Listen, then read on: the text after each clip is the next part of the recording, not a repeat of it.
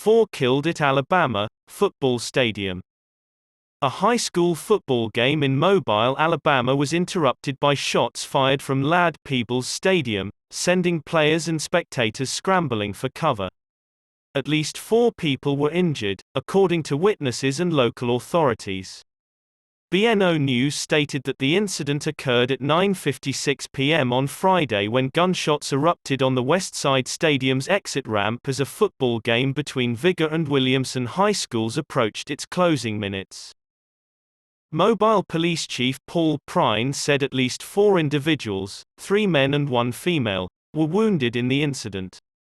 One of the victims was transported to the hospital in serious condition after suffering life-threatening injuries. Footage from the incident showed individuals rushing away and finding shelter in the wake of the gunshot. Several emergency agencies arrived to the site as police secured it. No one has been arrested, according to Prine, since the reason for the shooting is yet unknown. He claimed 2 suspects left in a white car, but only one is suspected of firing bullets.